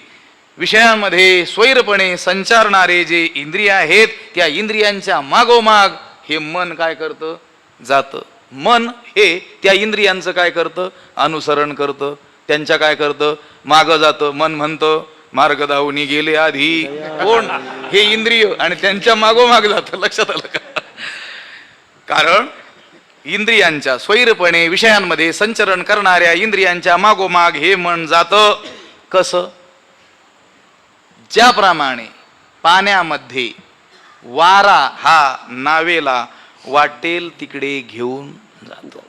पाण्यामध्ये असलेली नाव, सुसाट्याचा वारा सुटला की तो वारा त्या नावेला कुठे घेऊन जाईल हे काही सांगता येत नाही. त्याप्रमाणे हा जो अयुक्त पुरुष आहे, म्हणजे युक्त नसलेला, स्थिर बुद्धी नसलेला, चंचल असलेला, त्याच्या बुद्धीला त्याप्रमाणे हे काय करतात, खेचून नेत असतात. इंद्रियाणाम हि चरताम यन्मनोनु विधीयते तदस्य हरति प्रज्ञाम वायुर्नावमिवांबसी. ये इंद्रिये जे जे म्हणती ते तेची जे पुरुष करीती ते तरलेची न तरती विषय सिंधू. ये इंद्रिये जे जे म्हणती, ही इंद्रिये जे जे म्हणतील ते तेची जे पुरुष करीती ते तेच जे पुरुष करतात. त्यांची इंद्रिये जे म्हणतील तसंच जी माणसं वागतात, त्या इंद्रियांची आज्ञा पाळतात, ते तरलेची न तरती विषय सिंधू. ते असे लोक विषय सिंधू, तरलेची न तरती, तरल्यासारखे दिसत असले तरी ते तरत नाही. ते आता भवसागराच्या पलीकडे पोहोचलेले आहेत असं सामान्य जनांना त्यांच्याकडे बघून वाटत असलं तरी सुद्धा ते पोहोचलेले नसतात.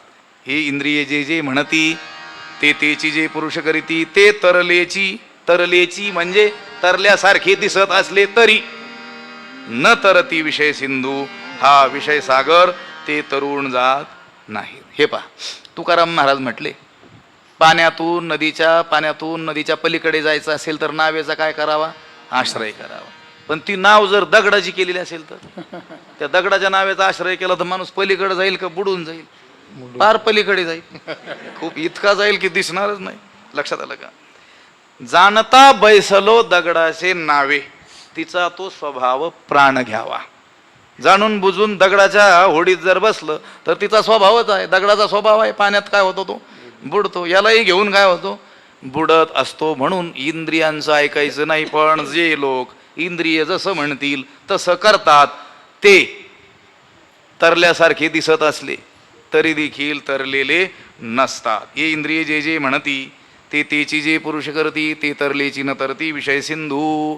म्हणजे आपल्याला एखादी गोष्ट रुचावी आणि ती लगेच करावी, अशी काही लोक असतात. अंगामनासी रुसावे येतुलेनी कृत्याकृत्य नाठवे. कृत्य काय, करणीय काय, काय केलं पाहिजे, अकृत्य काय, त्याज्य हेय काय, काय निषिद्ध आहे, याचा त्यांना आठवच राहत नाही. शास्त्रवचनांचा विसर पडतो, संत वचनांचा, गुरूंच्या वचनांचा विसर पडतो. गुरूंनी आपल्याला हे करू नका असं सांगितलेलं असतं. विषय हे विषय तुल्य असतात हे सांगितलेलं असतं, पण त्याचा आठव आपल्याला राहत नाही. कधी अंगामनाशी रुचावी. आपल्याला फक्त ती गोष्ट काय व्हावी, मनापासून आवडावी, की ती केलीच म्हणून समजावी. अंगामनाशी रुचावी इतुलिनी कृत्याकृत्य नाठवी. जो करणीयाची निनावी भलतीची करी. भलतच करतो. लक्षात आलं का? जे शास्त्र मान्य नाही असं देखील करतो. का? त्याच्या इंद्रियांना आवडलेलं असतं म्हणून. हे इंद्रिय जे जे म्हणती ते तेची जे पुरुष करती, ते तरलेची न तरती विषय सिंधू. अहो तरलेची न तरती, तरलेची न तरती असं कसं? एकतर न तरती म्हणा, तरलेची तरल्यासारखे दिसत असले तरी न तरती कसं? उदाहरण सांगा. ज्ञानोबा आहे चपखल उदाहरण सांगतात. अगदी अगदी तिथपर्यंत गेलेला, त्या मोक्ष अवस्थेपर्यंत गेलेला, थोडंसं राहिलंय काहीतरी, एक पाऊल भारत पाकिस्तानच्या सीमेवर गेलं, एक पाऊल टाकलं गेलं पाकिस्तानात. एक पाऊल अलीकडे आला की तळ्यात मळ्यात. लक्षात आलं का? अगदी तिथपर्यंत पोहोचला, मोक्ष रेखे आला, त्या रेषेपर्यंत येऊ शकतो. उदाहरण दिलं. जैसी नाव थडिये ठाकिता, जरी वरपडी होय दुर्वाता, तरी चुकला ही मागवता अपाओ पावी. जैसी ज्याप्रमाणे नाव म्हणजे होडी थडिये ठाकिता तीरावर येऊन लागलेली आहे. थडिये त्या थडीला जाऊन पोहोचलेली आहे.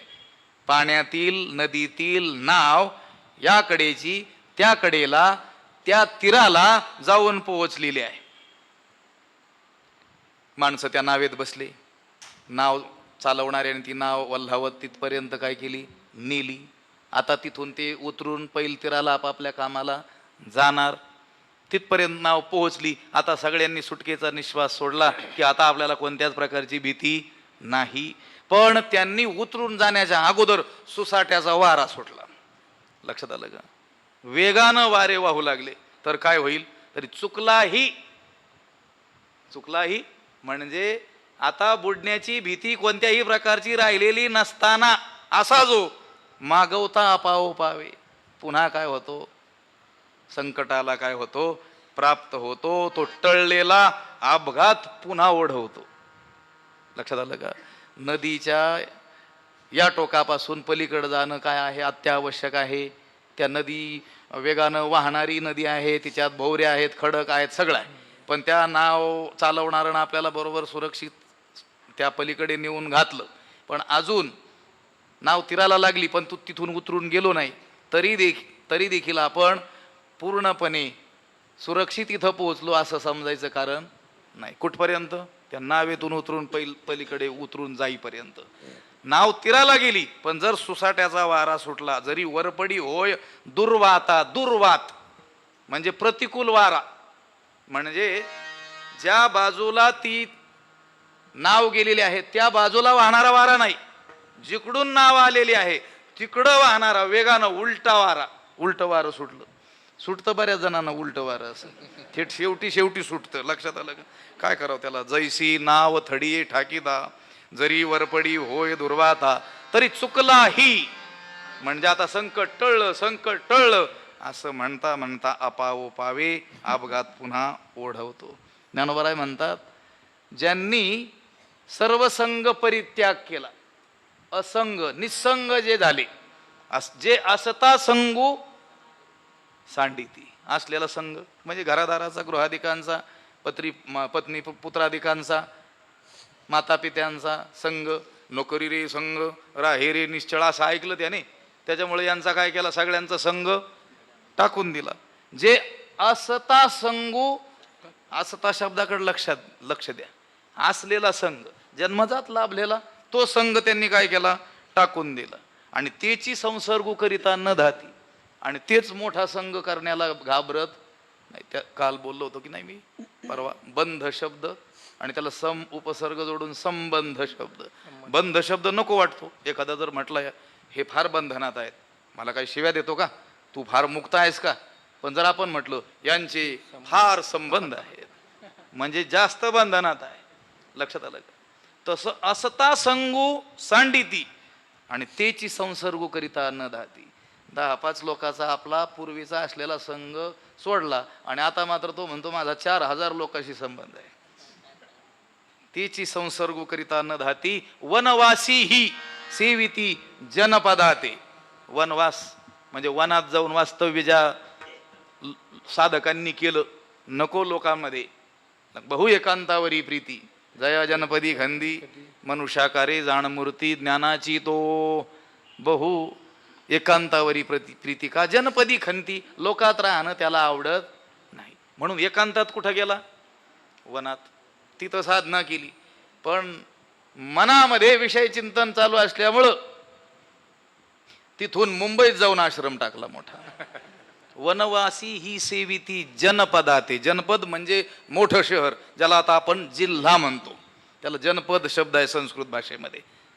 मोठ्या शहराच्या ठिकाणी वनवासी ही. बाकीचे जातील शहरात जाऊन राहतील, नवल नाही तेच. मग ते सांगतात मुंबईत आश्रम आहे आमचा, दिल्लीत सुद्धा आहे, आता आणखी एका ठिकाणी काढायचं आहे. बरं, मग कशाला गेलं तर अगोदर तिकडे. लक्षात आलं. वनवासी सेविती जनपदाते.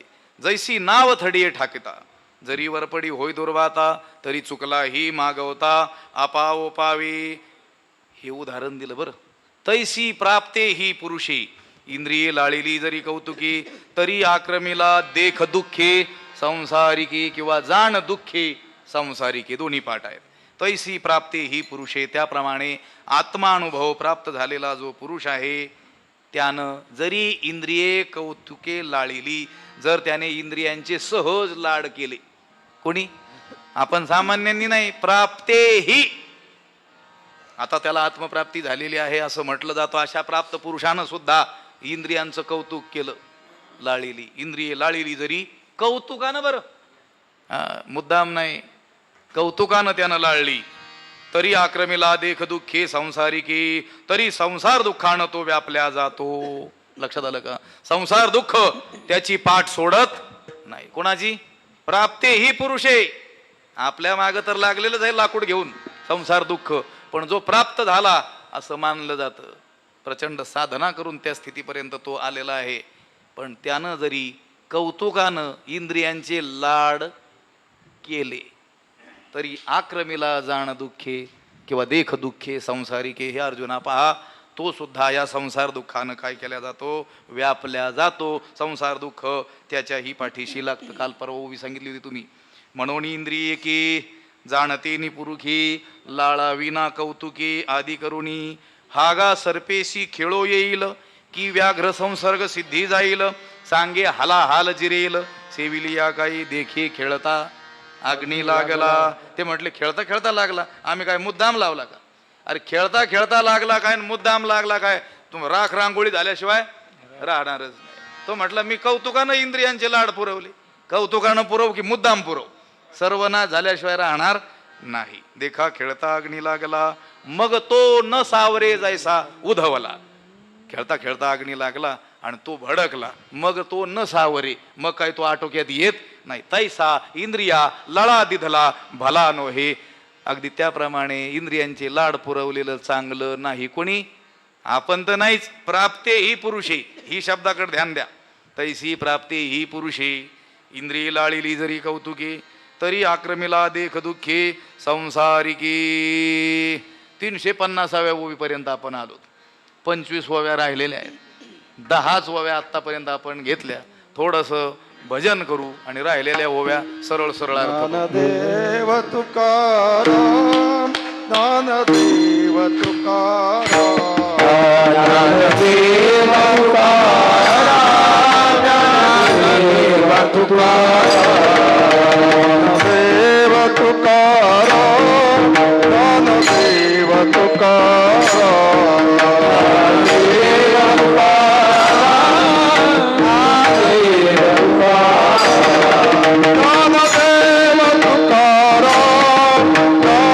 ज्ञानदेव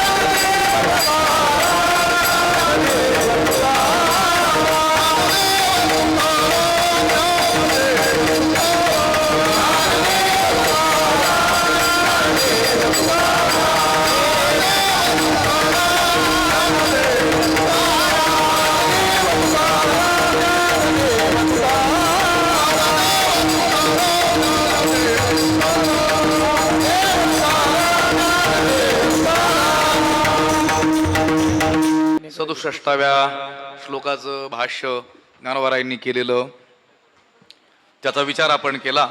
आता आपल्याला जो वेळ आपल्या हाती आहे त्या वेळेमध्ये राहिलेल्या 25 ओव्या म्हणजे त्यातील 5-6 ओव्या, मला वाटतं 4 ओव्या, पुढचा येणारा जो अध्याय 3रा त्याचा प्रवृत्ती प्रस्ताव ज्ञानोबाराय सांगतील.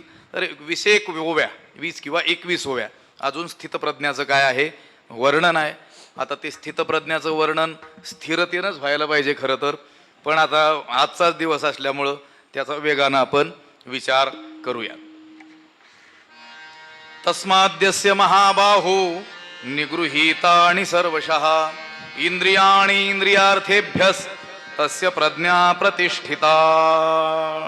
तस्मात् महाबाहो यस्य इंद्रियाणि इंद्रियार्थेभ्यः सर्वशः निगृहीतानि तस्य प्रज्ञा प्रतिष्ठिता.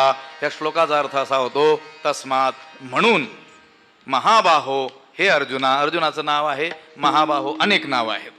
दीर्घ बाहू, लांब लांब ज्याचे काय आहेत, हात आहेत, असा अर्जुन. हे अर्जुना, यस्य इंद्रियाणी, ज्याची इंद्रिये, इंद्रियार्थेभ्य म्हणजे विषयांपासून सर्वशः निगृहितानी, सर्व बाजूंनी आवरून धरलेली असतात.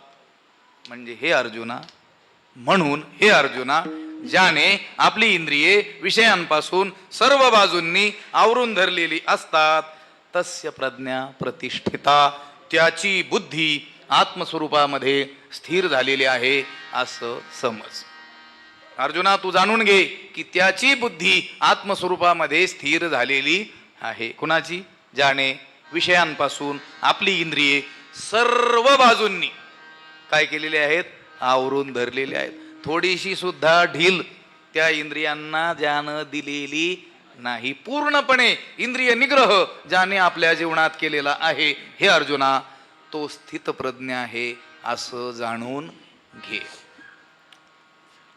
पहिल्या दिवशी प्रस्तावना करताना आपण सांगितलं होतं की ही संतांची लक्षणं, ज्ञान्यांची लक्षणं, भक्तांची लक्षणं, गुणातीताची लक्षणं हे जाणून घेणं का आवश्यक असतं. त्याचं कारण आहे, जर शास्त्रसिद्ध लक्षणं आपल्याला ठाऊक नसतील तर उगीच एखाद्याच्या बाह्य व्यवहारावरून आपण त्याला ज्ञानी ठरवून काय होतो, मोकळे होतो. बरं, आपण त्याला ज्ञानी ठरवत असताना आपण ज्ञानी नसतो, आपण अज्ञानी त्याला ज्ञानी ठरवतो. लक्षात आलं का? 1000 अज्ञानी एकत्र येतात आणि त्याच्यातील एखाद्याला हा ज्ञानी आहे असं ठरवतात. 999 लोकांनी त्याला हा ज्ञानी आहे असं ठरवलं म्हणजे तो ज्ञानी होईल का? नाही होणार. बरं, जो खरा ज्ञानी आहे त्याला 1000 लोकांनी न ओळखल्यामुळं मूर्ख म्हटलं, तो मूर्ख होईल का? नाही होणार. मी बोलून गेलो होतो त्या दिवशी, बाबा वाक्यम प्रमाणम आपल्या संप्रदायात नाही आहे. इथं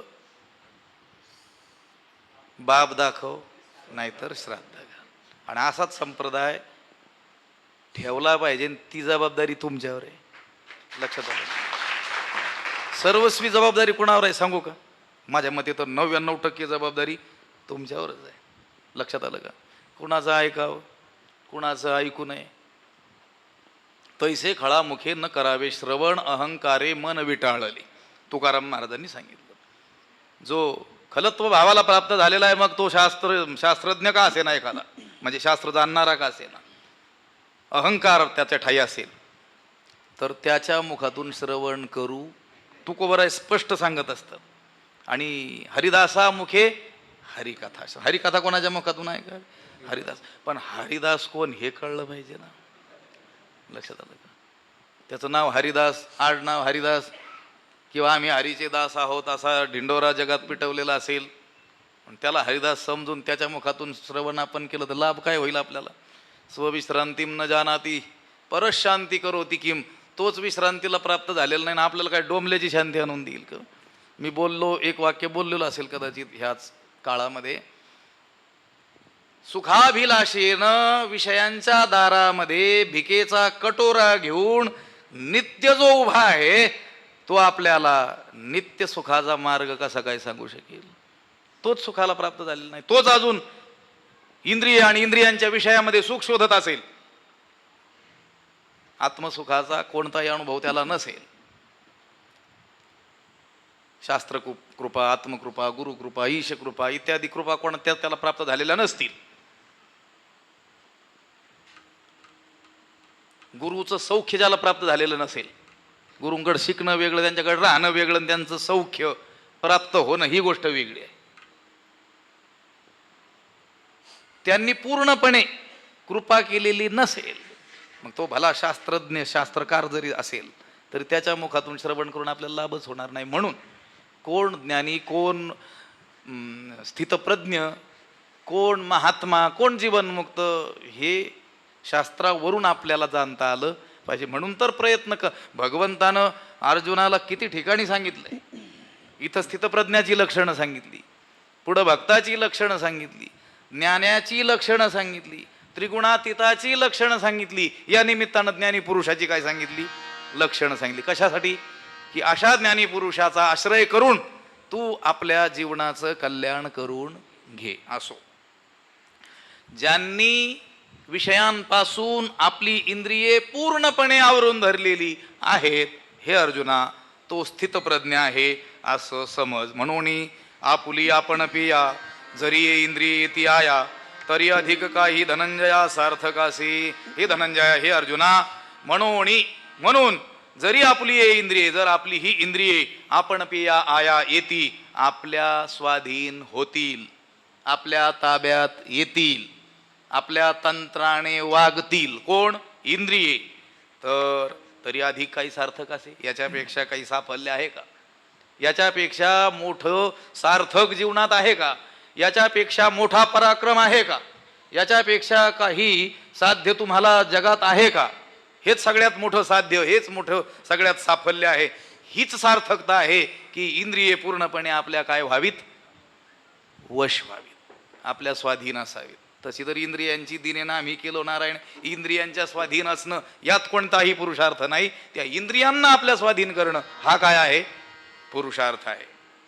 म्हणून हे अर्जुना, म्हणून आपुले आपण पिया, जरी ये इंद्रिय येती आया, तरी अधिक काही धनंजया सार्थक असे. याच्यापेक्षा अधिक काही सार्थक आहे का? पुन्हा उदाहरण दिलं मागं दिलेलं. देखे कुर्मजिया परी, वाईला वयव पसरी, ना तरी इच्छा वशे यावरी, आपण पेची तिथे आपुले आपण. तेच उदाहरण पुन्हा दिलेलं आहे. कारण त्या ओवीपासून या प्रकरणाचा उपक्रम सुरू झाला होता. त्याचा उपसंहार करत असताना उपक्रमोपसंहारो, उपक्रम आणि उपसंहाराची एक वाक्यता असली पाहिजे. जे षडलिंग सांगितलेलं आहे ग्रंथाचं तात्पर्य कळून घेण्याकरिता, म्हणजे ह्या ग्रंथामध्ये हीच गोष्ट सांगितलेली आहे असं पक्क कळून घेण्याकरिता त्या ग्रंथाचा जो अभ्यास करायचा तो षडलिंगपूर्वक करायचा असतो. आणि ते 6 लिंग हे आहेत: उपक्रमोपसंहारो अभ्यासपूर्वता फलम, अर्थवादोपपत्तिश्च लिंगम तात्पर्य निर्णयी. त्याच्यात पहिलं लिंग आहे उपक्रम आणि उपसंहार याची एक वाक्यता. नाही तर सुरुवात वेगळ्याच विषयानं केली आणि त्याचा उपसंहार वेगळ्याच. नेवाशाचं वर्णन करता करता सुरुवात केली, दिल्लीला शेवट केला, मध्ये आधी नाहीच. तिथंच त्याचा काय झाला पाहिजे, ज्ञानोबरायांकडून शिकलं पाहिजे. त्या अध्यायाचा उपसंहार उपक्रम जिथून केला तसाच विषय वर्णन करून ज्ञानोबराय काय करतात, त्याचा उपसंहार करत असतात. एक वाक्यता. आणि पुन्हा तो प्रतिपाद्य जो विषय आहे पुन्हा त्याला प्रकरण प्रतिपाद्य विषयस्य पुन्हा पुन्हा कथनम अभ्यास. अभ्यासाची आणखी ही एक पुन्हा व्याख्या आहे. त्या दिवशी सांगितलं होतं आपलं साध्य प्राप्त करण्याकरिता इष्ट मानलेली जी साधनं ती पुन्हा पुन्हा करणं त्याला अभ्यास म्हणतात, आवृत्ती. आणि आता इथं जो 6 लिंगातला अभ्यास म्हणून एक जे लिंग सांगितलं त्याची काय व्याख्या भगवान भाष्यकार शंकराचार्यांनी केलेली आहे. प्रकरण प्रतिपाद्य असलेला जो विषय आहे तो बुद्ध्यारूढ व्हावा म्हणून त्याचं पुन्हा पुन्हा कथन करणं त्याला काय म्हणतात? अभ्यास म्हणतात. ज्ञानोबरायांना एखाद्या अध्यायात एक गोष्ट जर सांगायची असेल तर तीच गोष्ट वारंवार वेगवेगळ्या ठिकाणी वेगवेगळ्या रूपानं सांगत असतात. या प्रकरणामध्ये इंद्रिय निग्रह ही गोष्ट प्रधान असल्यामुळं त्या कासवाचं उदाहरण देऊन सुरुवात केली आणि शेवटही आता त्याच उदाहरणानं करतात. देखी कुर्मजिया परी, वाईला वयव पसरी, ना तरी इच्छावशयावरी, आपण पीची देखे पहा. जे आपरी कुर्म, ज्याप्रमाणे कासव उवाईला अवयव पसरी, प्रसन्न झाला असता, आनंदित झाला असता, आपले हातपाय पसरवतो का? किंवा त्याला जर वाटलं इच्छावशे आपण पेची आवरी, त्याला जर इच्छा झाली किंवा काही संकटाची जाणीव झाली, काही प्रतिकूल परिस्थिती उत्पन्न होते आहे असं लक्षात आलं की आपल्या आपणच काय करतो, तो आवरून घेतो. 58वा जो श्लोक तिथं हा दृष्टांत दिलेला होता त्याचंच पुन्हा आवर्तन केलेलं आहे. तैसी इंद्रियापैती होती, जयाचे म्हणितले करीती, तयाची प्रज्ञा जाण स्थिती पातली असे. तैसी इंद्रियापैती होती. तैसी म्हणजे कैसी? त्या कासवाप्रमाणे वाटेल तेव्हा तो हातपाय पसरवतो आणि वाटेल तेव्हा तो काय करतो, आवरून धरतो. तैसी त्याप्रमाणे इंद्रियापैती होती, ज्याची इंद्रिय आपल्या ताब्यात असतात. लक्षात आलं? वर्णन स्थितप्रज्ञाचं चाललेलं आहे. त्याची असतात, ज्याचे असतात तो स्थितप्रज्ञ असतो. आपले असतील तर आपण स्थितप्रज्ञ, नसतील तर प्रयत्न करावा. तैसी इंद्रियापैती होती, जयाचे म्हणितले करीती, तयाची प्रज्ञा जाण स्थिती पातली असी. हे बघा, मग अशी सांगताना काय सांगितलं, ये इंद्रिये जे जे म्हणती आणि ते तेची जे पुरुष करीती, ते तरलेची न तरती विषय सिंधू.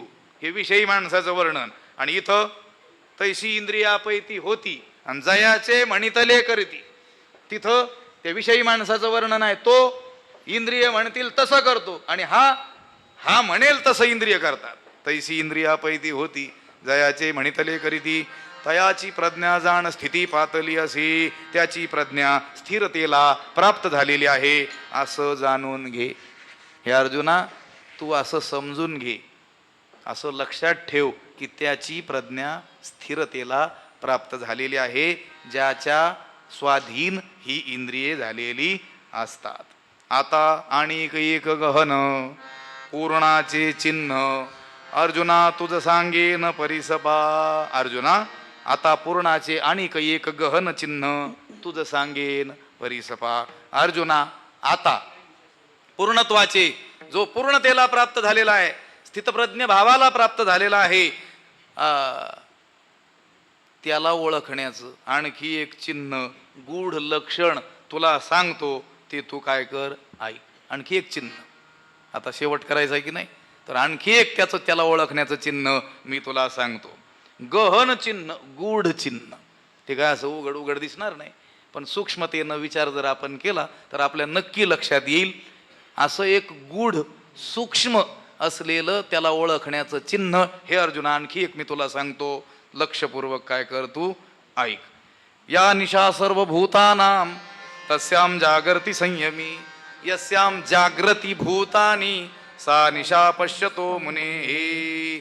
सर्वभूतानां या निशा, सर्व प्राण्यांची म्हणजे सर्व लोकांची जी रात्र आहे, तस्याम संयमी जागृती, त्याच्यामध्ये जितेंद्रिय पुरुष काय असतो, जागा असतो. भूतमात्रांसाठी जी रात्र आहे त्याच्यात तो संयमी पुरुष जागा असतो. आणि यस्याम भूतानी जागृती, आणि जिच्यामध्ये प्राणी मात्र, भूतमात्र, जीवमात्र जागे असतात, सा पश्यतः मुनी निशा, ती ब्रह्मदर्शी मुनीची काय असते, रात्र. हे कूट श्लोकापैकी एक श्लोक आहे.